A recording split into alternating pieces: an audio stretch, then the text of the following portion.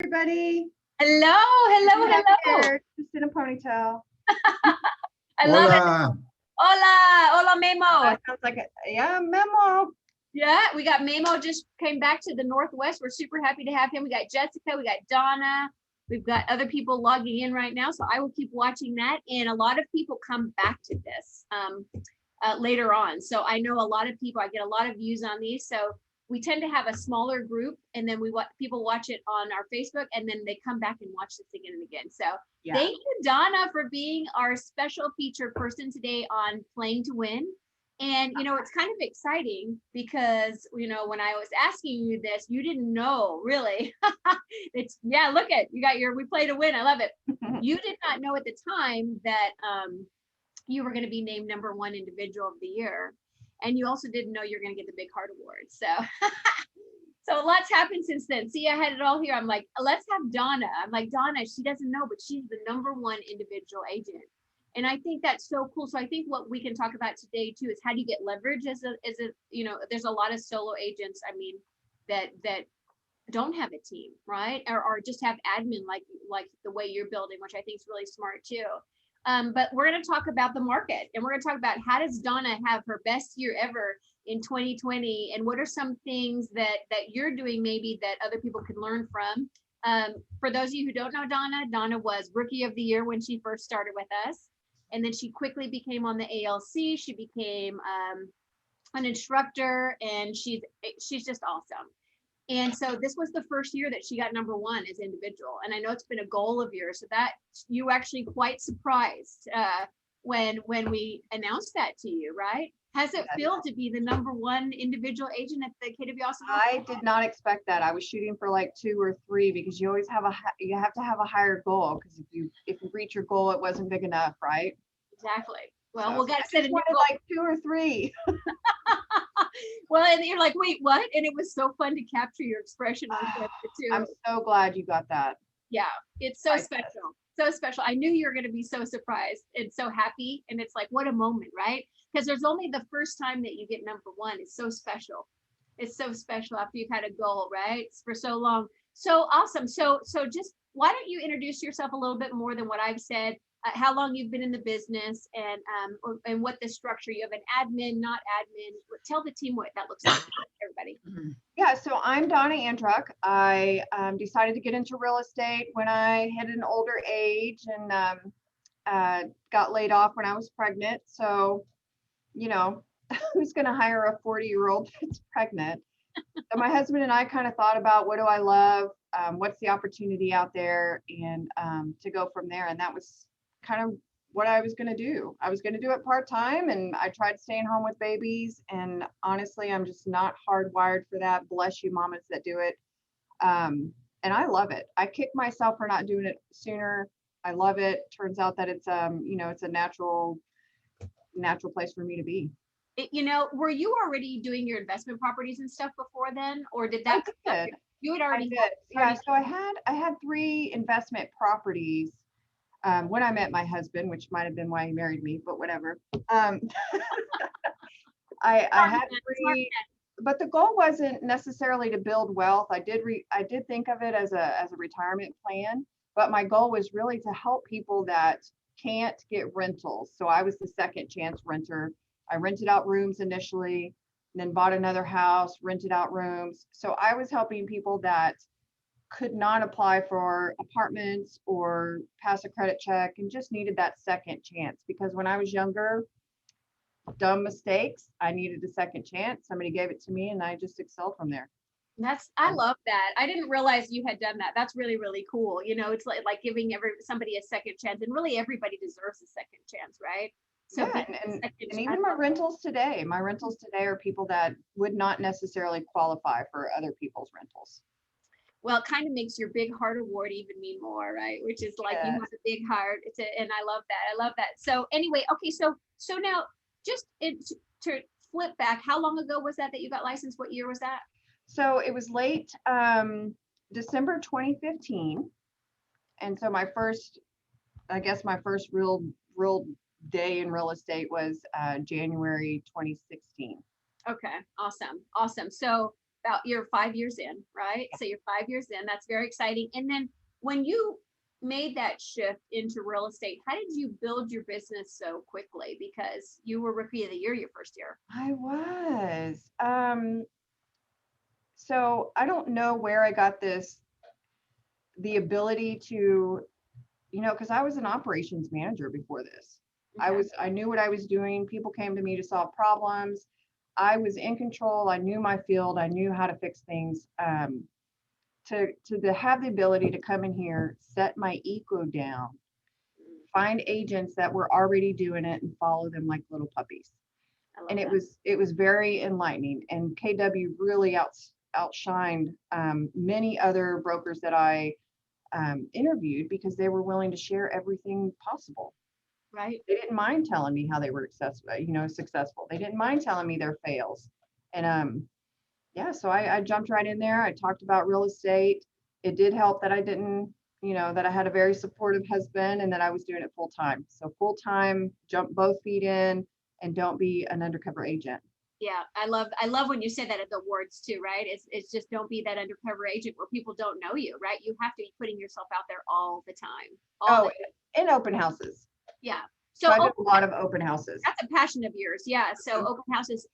So is that where the majority of your business came from? The first Absolutely. Absolutely. And it's hard to be, I guess with technology coming up in the world and me being older, I really like the face-to-face. You can really, feel the vibe and understand that client on a deeper level. So as soon as they were in front of me in an open house, then we were able to relate. And we really hit it off. So I really enjoyed the face-to-face. Do you still do that today, or have you built enough that it's kind of repeat referral, or do you still use open houses as a lead gen method? I'm doing an open house this weekend. And it's normally just when my business drops. So as soon as I had extra time on my plate, I would realize it's because I'm not servicing enough people and just do an open house. This one happens to be a favor for somebody else. But yeah, anytime my business drops, I can jump right back in, do an open house, and it just picks right back up. Mm-hmm. Okay, awesome. Well, obviously you are playing to win, and that is the theme, right? Because playing to win energy is so different than playing not to lose, right? And playing not to lose is like that maintaining or keeping your head above water or whatever. And you definitely are somebody that I look at that definitely plays to win. You're always looking for growth opportunity for yourself. You're looking at what do I need to do different, and I really respect that about you. So what does playing to win look like for you? Yeah, so I've noticed that each year it changes. It's really critical to know your big why and allow it to change as you change and your business changes. Keep your big why in sight because it's okay if it changes. Mine definitely has changed. I know I've been in Melanie's office. I've been in Michelle's office. I need a big why, and something's not pulling me out of bed. But make sure that it's something that pulls you towards your goals, because if your motivation is pushing you and you feel guilt and it's not strong enough to really call to you, you've got to reevaluate that big why to make sure it's a better source of drive. And that's, of course, rookie of the year. My big why was to tell my husband it's not a hobby. Any of the agents out there know my story is that my husband called it a hobby, and that was the wrong thing to do. Like, I'm going to prove you wrong. The right thing to do, or it was the right. Yes, he said the right words to motivate me. That's always motivated. Yeah, exactly. It challenged you. It's actually like, oh, really? Let me just show you. Let me introduce you to who I am, right? Hold my tea. Exactly. Watch this, Daddy. Mm-hmm. I'll be right back. Yeah. And then rookie of the year, right? Here you go. I love that. Okay, so having a big why, when you can tap into that, feels like you're playing to win, right? That in alignment, that you're doing it for a bigger purpose. So what do you think the most important thing an agent can do in the market right now? Because it's a different market, and oh my goodness, I'm so sorry that some of these newer agents have to deal with this market. So for me, the most critical thing is to know the homes in your area. Visit the homes in your area. Yes, they will be under contract in 4 days. It's okay, but let people see that you're in those homes, that you know where the homes are, that you know the information. Facebook Live, you got to get over that fear. Get out there. If I do a Facebook Live and I halfway get out what I'm trying to say, I post it. Do not watch it. If you're stumbling over yourself, you can delete it and do another one. But you know what? Just post it. People see what you're doing. And even if they're not sharing the love or telling you, as soon as I run into somebody, even an old coworker, a client, they say, oh my gosh, I love your videos. I love seeing the inside of the houses. I could never, I'm not going to move, but we love seeing it. So get out there. And of course, target sellers in this market. If you're technically trying to fill a need. So I've really tried to focus on people that want to get out of Austin, either a job change, they're retiring, they don't have kids at home, whatever reason. It's okay if you want to get out of Austin. Help me help the buyers that are looking for a house. There's tons of buyers that are coming here. I really need help filling that need, and you happen to have a house. Let's create a win-win for two homeowners. You get the best price, and they get a home that they can love. I love that. You just said a lot there. And by the way, we have like 9 viewers watching live on Facebook Live. I'm glad that it worked. I forgot to do that last time. I was so mad at myself. So we're Facebook living this, right? And so just for example, we're getting much more exposure for this conversation and Facebook Live. I think so many people are afraid of what they look like and stuff like that. And I love what you just said, get over it. First of all, it's who you are. It's what you look like. I have no makeup on. Yeah. My hair's in a ponytail. Yes. And you know what? I can still sell you a house. That's right. Exactly. They want the authentic you. Yes. They really do. And it's confidence though, Donna. It's a confidence that you have because you're confident in your abilities. And I think that shines through. It's not about the image. It's that, and if you notice when you do a Facebook Live, it pops up on people's feeds, right? And so I love that you said that because I think it's totally underutilized. The minute Facebook Live came out, it was like my best friend. And I'm like, let's Facebook Live, because yes, I would watch the one. We see you. Yeah. and you see it like, where is she doing? What's she doing now, right? But that's exactly what you're doing. I'm out selling real estate. I know the market. I'm studying the market. Here I am in another house. Here they think, right? So they're like, wow, she's everywhere. And so I love that you do that because I think more agents just need to get over themselves and then learn a few tricks about angles or whatever if you don't like it, or have a little light set up, whatever. There's so many ways to do it, but put yourself out there. It's not going to come to you, right? I love that. Yeah. Okay, so what do you think you're doing differently? What's Donna Andruk doing differently? Why are you successful? You said listing focus, which I really like, but have you always been listing focused? No, I haven't. 74% of my business came from buyers last year. And I did something different with the contracts and multiple offers.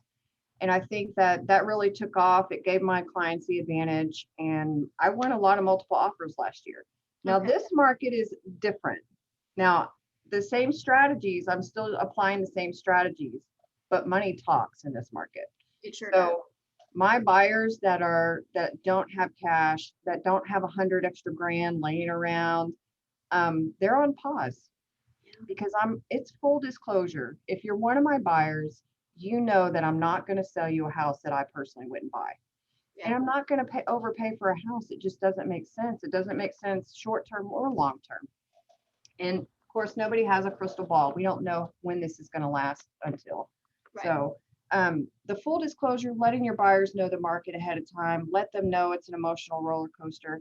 But if they do have the cash to kind of throw around, there's a few things that you can do in the contract that I've been very successful for. So instead of if a house is priced at $400,000, instead of offering $500,000, you can put the money elsewhere that benefits the seller more. And makes you look unique. Is the bottom line the same? Yes. Right. So you get the buyer to pay both agents' commissions. You get the buyer to pay title, survey, free leasebacks. But call the agent. Right. Call the listing agent and ask, how can I put my buyers out front? Right. And what matters to your seller, right? What matters to your seller? Yes. Yeah. Do they need a lease back? Do they want a quick close? Is it the bottom line? What's their first names? If it's, I do a letter to the sellers if it's not in this market, I haven't. But if it's a family searching and they were in multiple offers, I used to do the letter. Okay. But keep calling the agent, and you're not bothering them. You're creating a relationship. So I call the agent. I want to know why they're moving. You know, how'd you pick up the client? It's a beautiful home. If they have time to talk, don't get on their nerves. Right. But then when you submit it, call the agent and talk to them. If there's any small changes that you recommend, we are more than willing to do that. I am texting the agent right up to the point that they're making a decision. And if there's any changes, I'm full transparency. The longer you talk to that agent possibly could give you some information that is critical to your offer. If they say, well, you know, your offer is good, but we have somebody that's a little bit higher. Well, compliment them and keep them talking, and they might release that number to you. Yeah. Are they supposed to? It's not my problem. I'm not their broker. Yeah, you're representing the buyer. Yeah. Right. Whatever information they give me, I'm going to use to my buyer's advantage. Yeah. And that's, I mean, I would say at least 12 or 13 multiple offers I won last year. And it's worked. Talk to the other agents. Don't be scared. For sure. And it's exactly the opposite conversation to if you're a listing agent, right? It's like whatever you say, make sure you have it in writing that you can say that, right? Because if it comes back to whatever, right, it's different. Who are you representing? And if 76% of your business was buyers in 2020, that's huge, right? And that as a solo agent is a lot. That's exhausting. That's a lot of units. Oh my gosh, yes. That's a lot of units, honey, because Thank you, Natalie, for helping me. Thank you, Bernadette. Thank you for all the other agents that, you know, picked up those leads. Yes. Yeah. It was amazing. That's really smart. And I think Bernadette is on it with us. So, okay. So how you talked a little bit about this, but how are you preparing and educating your buyers to win? Let's go a little deeper on that, because you say, listen, if you don't have $100,000 cash, let's just be real. This is the game. These are the rules. This might not be the time for you, right? But how are you really educating your buyers in this market? So I talked about a little bit about what they're looking for, and find out if location is really critical. And if it is, then we have to you have to put a little bit more work into it. So I have a lot of buyers that can narrow down a neighborhood, and I will personally write letters to those homeowners. And this has worked, I don't know, I want to say like 5 or 6 last year. Wow. That I said, okay, this pocket of condos, my guy really wants this condo for his mom. I wrote personal letters to each condo owner. He kept sending them out, and we didn't end up buying one of those, but we did find a condo for his mom. But there's a couple things that happen. So there's a couple people that raised their hand and said, yes, I would like to sell that to these people, because I don't want a bunch of people. I don't want it to go on the market. So he got to pick up that one as an investment opportunity. And then I have 2 listings that we're starting to communicate, because when they are ready to sell, then they'll sell to me. So if you can really narrow it down and take time to write those personal letters to those homeowners that want to fill that need. Hey, there's a huge shortage. Can you help me fill that shortage? Because if you're moving anyway, why not help somebody while you're moving? I love that. I love that. What about, okay, you talked about how you look to also make your offer stronger for the buyers, right? Like if it's 100,000 we have to play with, maybe it's not just on the price, it's maybe what matters to them. Maybe they want free lease back, maybe commission, whatever. Is there anything else you're doing though to prepare them? Like, is there a certain number that you're asking, like how far are you willing to go? Or this is kind of what we're seeing in the market, like a little bit more about how you're educating them on what's actually happening right now? Yeah, so something I discovered recently, if you go back to the past sales, and you can take the percentage of what they're closing at and see a pattern. So the one that I did last night, it was 8%, like 7.5%, 8% on the closing price difference. So in that spot, you know that you need to be at least 8.5% or 9% if you're really going after it. So then you can kind of dial in and not go in blindly. Mm-hmm. But honestly, I'm not. Is that over list price you mean, or over the last sale? Okay, gotcha. Over list. Okay.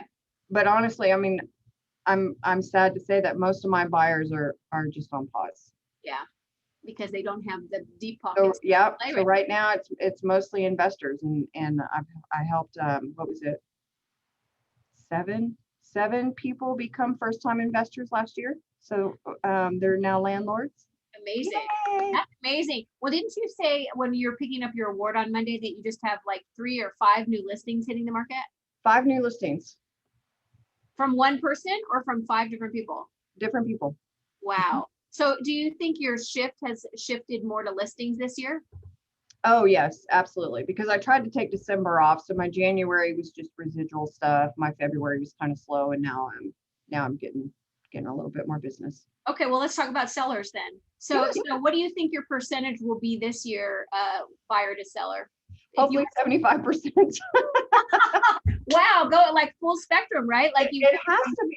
It really has to be, because if I can get the sellers, if they really truly just want a dollar amount, then I can slip some buyers in there. But I've got to focus on sellers. I've heard agents are writing 15 or more contracts for one buyer, and I just don't have the bandwidth for that. Yeah, you're going to see a lot of burnout, right? If you're not having those conversations ahead of time.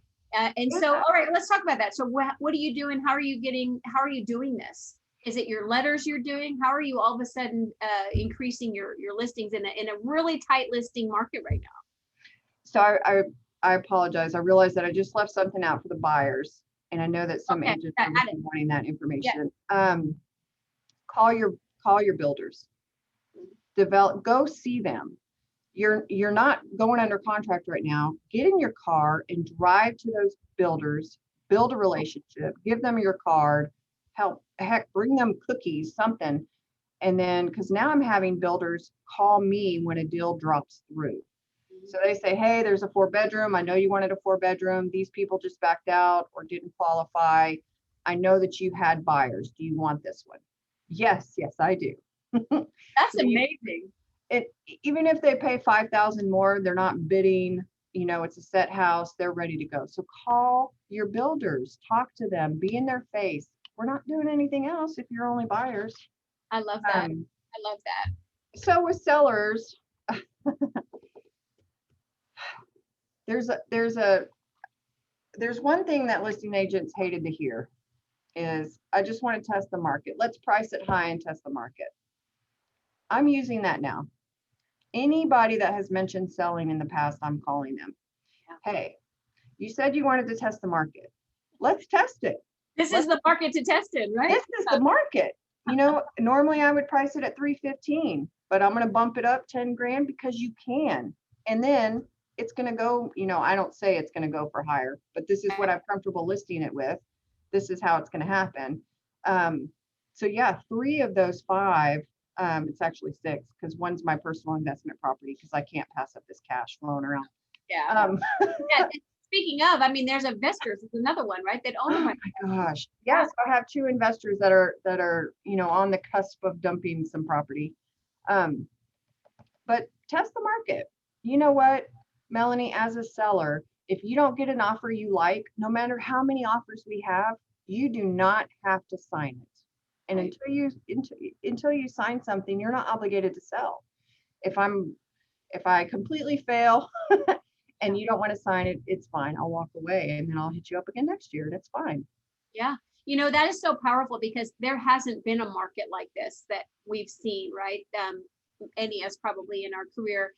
Right when I got in 15 years ago, it had already peaked. So there was a little bit of that, but I was in the cleanup crew. But now it's so interesting, because everything, it's so anti of what we have learned. Like, don't take a listing that's not realistic. Don't take a listing that's just testing the market. But now this is that market. This is that market. And so you have to create those opportunities. Even though it's this market, agents, please don't shortchange your client.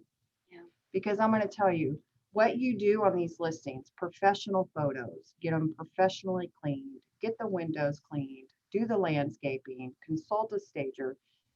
Don't shortcut your listings, because these are the same people that are going to brag about you next year. And you want to have something that you hold pride in.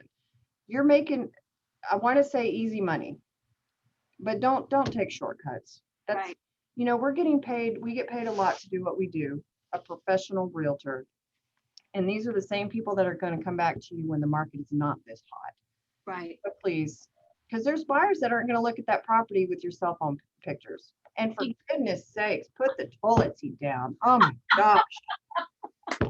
Clean the kitchen. So true. Put the junk away, right? It's like this is your asset. Why would you not make it as my as possible? I see $750,000 houses trashed, and I wish I could reach through and just clean it up a little. Yeah, it's a disservice to the seller. It's a disservice to the seller, and it's like, okay, so are you doing this for free? I think that the standard, I love that you said that the standard should be the standard. That Yeah. even if it's going to be 90 offers, but the appearance, the perception for the buyer is going to be how it's like the Rolex watch in the garage sale or at Tiffany's or wherever they sell them, right? It's a different perception. So if you come across like you're a garage sale, well, that's the perception of something must be wrong with the house, right? They're probably hiding something, it's dirty. And if it's pristine, then all of a sudden you're going to attract top dollar, create a frenzy around it, right? Like, why wouldn't you do that? And then when they see on the HUD how much you're getting paid, they're going to be like, and she couldn't even take professional photos. Yeah, right. You So know, are you seeing a lot of that? working. Are you seeing that out there a lot? Are you seeing like It's terrible, Melanie. It Okay. is absolutely. And I have to tell my buyers, please don't hold the photos against the house because it's not the house, it's the agent. Wow, that is unfortunate. Yeah, great. Yeah. So with inventory, you've talked a little bit about how you're doing this, how you're getting, you think about investors, right? And investors are, they are in this to make money. Well, everybody is, right? But investors, especially, it's a numbers game. They're not emotionally attached to it. So non-owner occupied, is that something you're going after, or? I don't. Or is it just you're so have such a sphere? If I needed to, yes, that would be a wonderful, avenue. Unfortunately, I don't have time right now, but that would be a great, for somebody else. Non-owner occupied, it's a box that you can check in Realist, pull up everything, even if you start on one street. Exactly. Just do it. Right. Because there's a lot of people out there thinking, yeah, maybe I should capitalize it. And the easier you make it on them, you might tip them over and they'll sell. Exactly. So are you, if you have a seller that needs a little remodeling, are you still having them do that? Or are you just having them clean up? Well, so I specialize in walking the property and saying, okay, you do nothing, here's a list price. You do 3 of my 5 suggestions, here's a list price. You do all 5 of my suggestions, here's a list price. So they really love that. And that's what I say on the phone, and it gets me in their house because they want that option. Yeah, I love that because it's showing the value right, that the condition of the home has a direct correlation to what the buyer is going to perceive the value of it, right? Which is awesome. Mm-hmm. Okay, so the last question, then I'll open it up for you guys to ask, and I'll watch the chat on Facebook too. So you've told us a lot of the things that you do, but what is there anything you haven't mentioned that you feel like you're really great at, that's really working for you? And I know there's a lot of things, and it's hard to say it in 30 minutes, but anything in particular, what is it? Why are you so successful? I think that I reevaluate where I want to be often. And I've learned to embrace my moods. So all of us have this mood. If we get bad news, we didn't get something, we're just having an off day. Do things that still can be lead gen, that you don't have to be in front of people. So I do that time. I write my letters, I do my research, and I look at houses, and you don't feel guilty about that because you're not always going to be on. You don't want to have to be in people, naturally I'm an introvert. Not a lot of people know that, but yeah. But so financially was the original why. And we happened to be in a situation where my husband changed jobs. Well, he didn't voluntarily change jobs. His company sold. World changed for him, right? Yeah. So he started his own business, and I've given him the financial comfort to do that. He's talented. It'll take off, I have no doubt. But financial was the first goal, the big why. last year and this year was about family and spending more time with my kids. They're getting older. So most real estate happens on the weekend. So it's nice to have a half day to go get my kids once or twice a week and just be with my kids. Yes, I'm still a realtor. My phone is still on, but to have that time and really shift what's priority. And then I really did feel guilty about working on the weekends, but that's when most real estate happens because that's when they're home. You work every weekend, Donna, or do you take like a weekend off a month or anything like that? Sundays are usually off. Okay. So Sundays. So I'll answer the phone, and if somebody says, "Hey, I want to go look at a property," I get off my butt and I go look at it. Right. You try not to plan anything on Sunday if you can. Yeah, I try. I don't schedule anything, but if you always have that builder or the buyer that's waiting for the perfect house, and when they're shopping at what they're shopping at, then I'm getting off my butt. Right.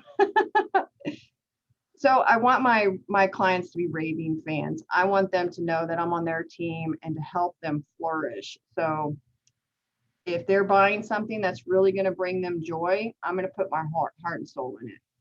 And they can feel that. Just like with my sellers, they can feel that. I think that you're really honest with your people, and I think your people really trust you. And I think that's one of your greatest strengths is your authenticity, and that you're going to tell them not what they want to hear. You're going to tell them what the truth is. And if you don't think it's a good deal, you're going to tell them that, and you're going to let them make a decision, right? Because it's their decision, but you're going to be honest and verbalize that. And I think you have to be that way as an agent. They respect you for that. Yeah, I think the most important thing that I tell my clients, and I think they get a feel for it, is that I'm going to treat your money like it's my own. I don't drive a brand new car. Not saying that I couldn't. Yeah, exactly. You can pay cash for one right now, but do you want to do that, right? Yeah. No, I'd rather buy, I'm not buying another investment property right now. Maybe commercial when it drops a little, but yeah, I think that I gain their trust. I'm confident in what I do.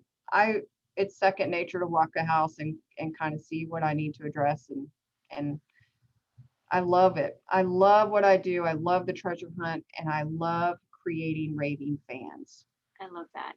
I love that so much. Okay, so when do you know you're winning? And then you guys, I'm going to think of some questions and we'll open it up. When does Donna know you're winning?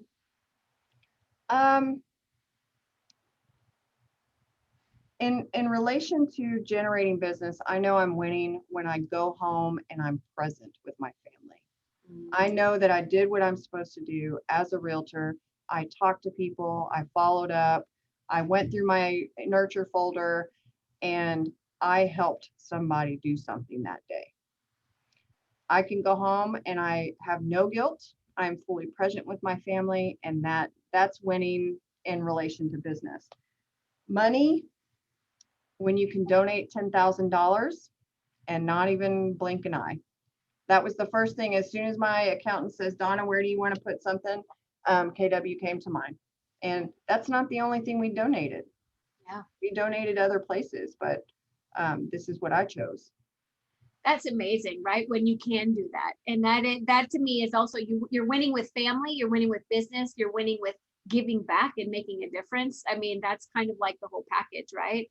And health in there somewhere too, right? So it's all of these things, they're all connected, right? And so the more complete we can live our lives, I think the more fulfilling it is. And now you're getting to this point where you've built a business for 5 years.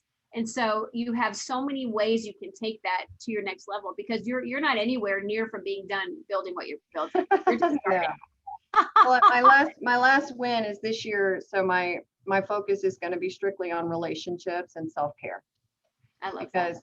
everybody says, well, when I have time, I'm going to work out, and when we're less busy. Well, COVID proved that if I spend more time at home, I don't necessarily do spring cleaning or work out more or do more education.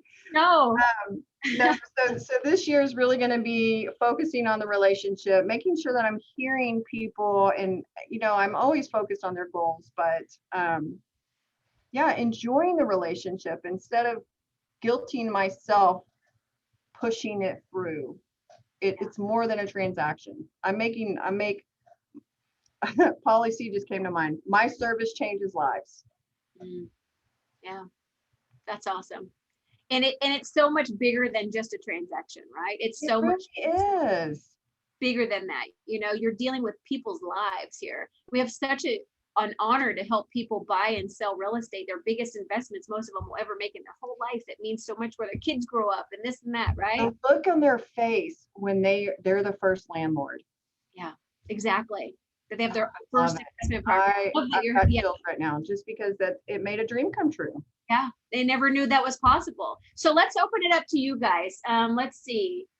So Diane put in here with buyers, I've also gone to let's lease for a year. I can get people into lease a lot quicker and easier. Feel free to send me clients for leasing. Thank you, Diane. Saw that. So a lot of, hey, if you need to move somewhere, let's get you into a lease. That's a smart thing. And then Donna says, I think you're strong at calendar blocking. What's your typical day look like? Is there something that's a must in your day? And I'm so interested in knowing where and what those listings are. Donna, my favorite Donna. So calendar blocking is critical. I've kind of moved away from the 30-minute increments just because I felt that it added more anxiety than productivity. And I think that y'all should try it both ways. If structure is really what you need, then you need to do that. But I do have a calendar. So if I run out of something to do, or if I'm sitting here and I'm like, well, I'm kind of lost. What do I do next? Or I feel overwhelmed. I can open that calendar up and it has the next block on it. And then I say, oh, yeah, that's good. I'll do that. Because then you can check something off your box. It gets rid of the anxiety, makes you feel like you accomplished something, and it puts you in a better mood. Sometimes you just don't feel like doing stuff. And it's important that you have something that you can shift to. I am not a ADHD, but it sometimes feels like it because I really enjoy the shifting and the going from one thing to another, because sometimes even when you were in college writing a paper, what's the best thing you could do? Read it, walk away from it, and go back to it later. And that's really proved to be really good. So of course the main things on your calendar, you've got to follow up with people that you do it. And I know that all of you have like little pieces of paper and stickies that you write your leads on. You've got to, so I have index cards in my car with a pen. So then at least it's a consistent size. And if I see one laying around, I know that that's money. Put those in your database. You don't want to talk to people. You don't want to make calls. Put those people in your database, stalk them on Facebook, get their birthday, get their, friend them, do what you need to do to make that contact complete. So then when you are in an amazing mood, you can reach out to them. I love that. Do you time block? Like, do you have a goal of how many appointments you want to hit a week? Is that like a number every month? I need to hit this many, and so it's this many a week. And do you time block? That's one of the things when I switched from sales to team leader, that I was like, this whole recruiting thing, I don't know, like, do I have to recruit? Because I just want to work with our people. And then I realized, of course you do, right? Because your job is like just running the market center, just like you're running your business. So what I did is I time blocked for my recruiting slots, just like it would be for you guys, a listing or a buyer appointment, like an appointment with a client. It's the same thing, right? And I had these time slots, two a day. And if I didn't have an appointment, that was just blocked lead gen time for me. So I could work on making, right? But I'm not ADHD either, but I think we all are a little bit, honestly, because we're so overstimulated, that I needed that system to help me, right?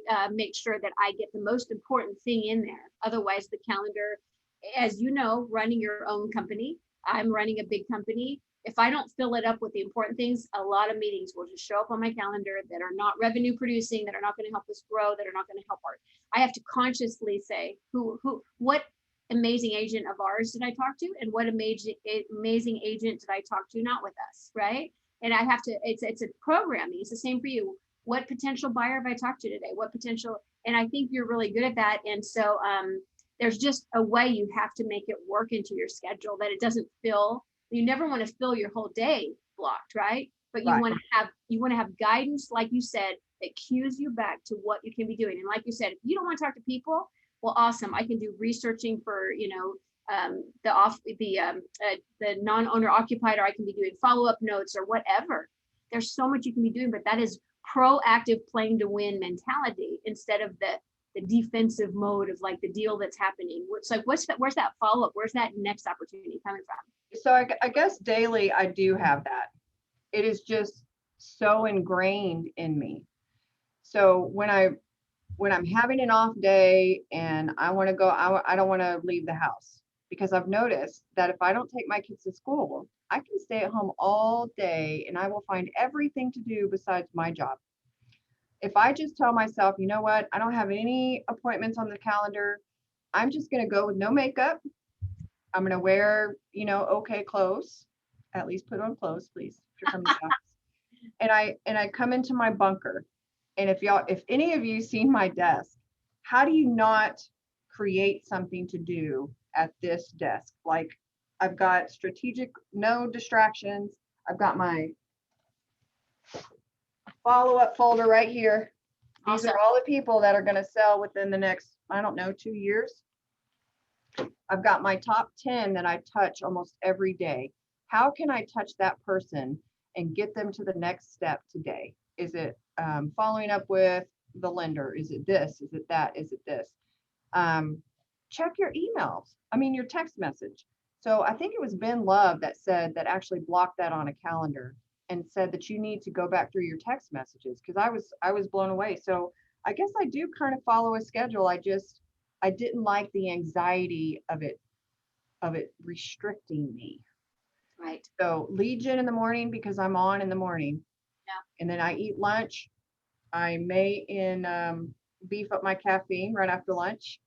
And then I decide, like yesterday, I couldn't handle the office anymore. I jumped in the car and I went and ran the errands, picked up, whiskey for a client, and, and dropped off a sign and went to the bank and just did something mindless, but you're still moving forward. But you also planned your most revenue producing activities in the time that you had more energy, which was the morning. So when you get, it's that eat that frog, right? It's like the most important things first. And then it does. And that's what Gary Keller always says. It's like, it's not about over planning your day.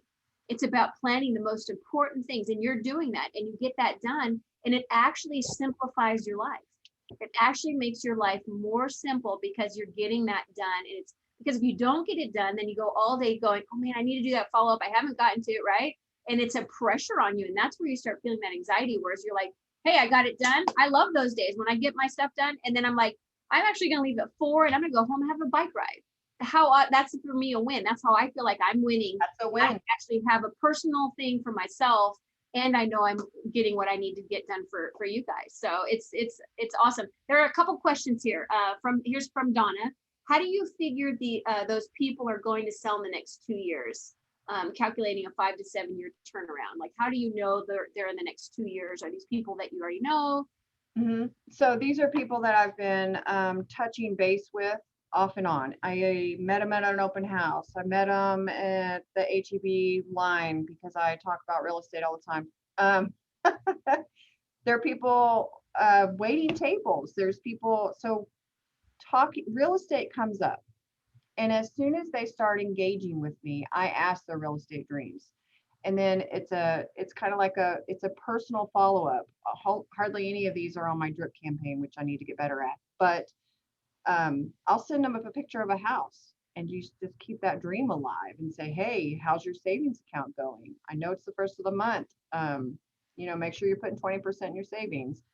So it's people that you run across that have not earned the right to get a buyer folder yet because they're not yet there. But we're having good conversations when we have it. They actually answer my phone calls or respond to my emails or text message. So it's just a pipeline. It's my nurture folder. Now they are mostly in command. So once I get my smart plans going, any of y'all want to help me with that, I'm more than willing to sit with you. Once they do have smart plans, then they'll be a little bit more interactive. But that's where I get most of my sales is from my nurtures. So they're just very personal for me. In touch with that you're just getting ready. Yeah. And yes, that is so she was just saying those names from the folder, those are people you've met at open houses or that you've worked with previous that you just know they're getting ready and pretty soon we're going to move them into active. Is your top 10 active clients, oh wait, Diane asks, is your top 10 active clients, I don't really understand the question, or do they also fall into follow-up? Diane, tell me more of your question. And yes, about the smart plans, by the way, because Diane said yes to class. I just booked it. Well, I didn't book it. Marty Miller is teaching a class on building your 36 touch plan next week. I saw that on Wednesday. So it is just on that. So join us there, because there's no one better than Marty to teach us that. Oh gosh, I need it. Yeah. So because how you can build it yourself. So Diane, tell us more about your question about the top 10. I was just curious, like, I gather your top 10 are like your active, either buyers, sellers, whatever the case may be. And then you, for your follow-up folder or your nurture folder, that's basically your future, right? Mm-hmm. Is that kind of how you determine your top 10? What if I have a top 15? I'm just kidding. No, that's awesome. It was actually recommended that I keep my top five. Okay. And I was like, that's not big enough. My top 10. So Okay. I have people, if they are financially approved, or if they have said, yes, I am selling my house, I'm moving stuff around, I'm packing, then they get a folder. I don't want to move the camera because then I'll have a hard time setting it back up. But I have actual physical folders for each person. My top 10 are the ones that are most likely to be under contract next. So it's the people that have not said yes to me. Well, they have said yes to me, but they're still in that limbo stage. So how can I help the limbo stage get to a folder? And I call it feet on the concrete, which means my buyers are looking at houses, or ready to list. So what can I do for that particular person to make sure that they are moving in the right direction and they're still interacting? You got to dream of life.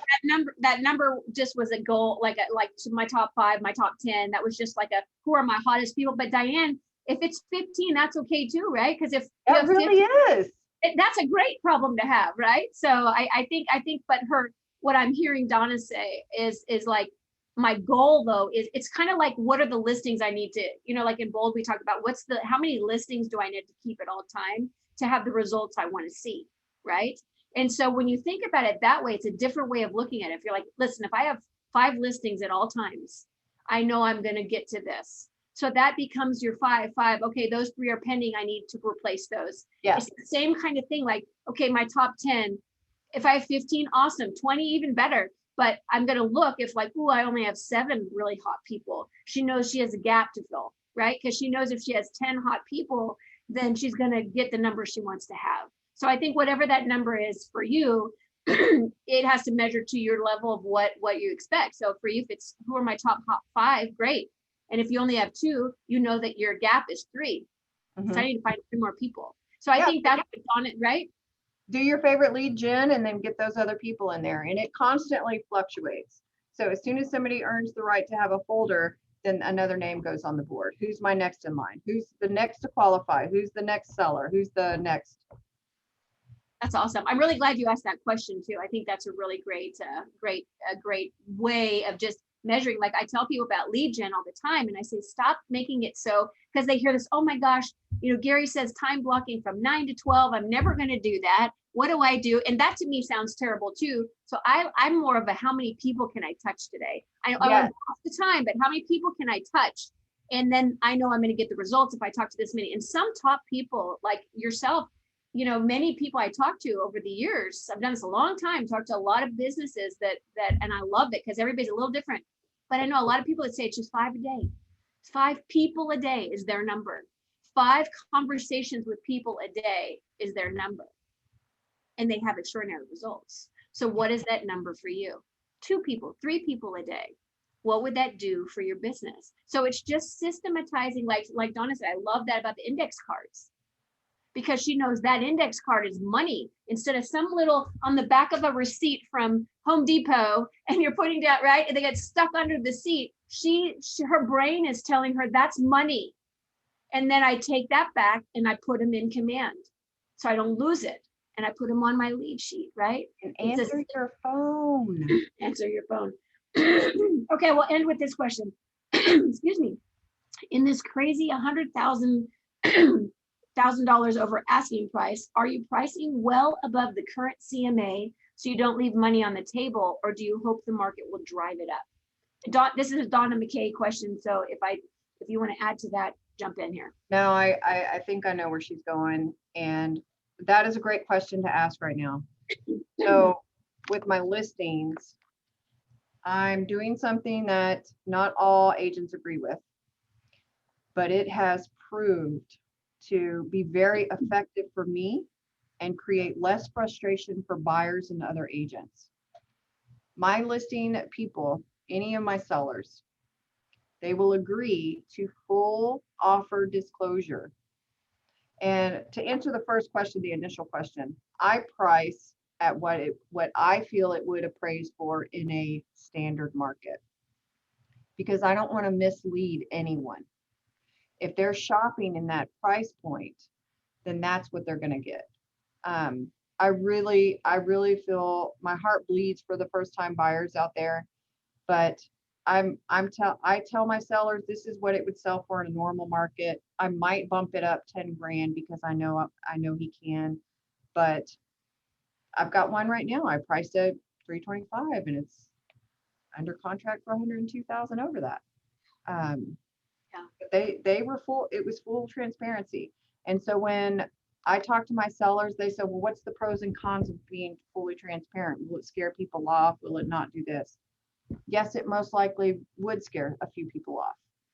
But if somebody really wants that house and they're willing to pay $5,000 extra, then they are.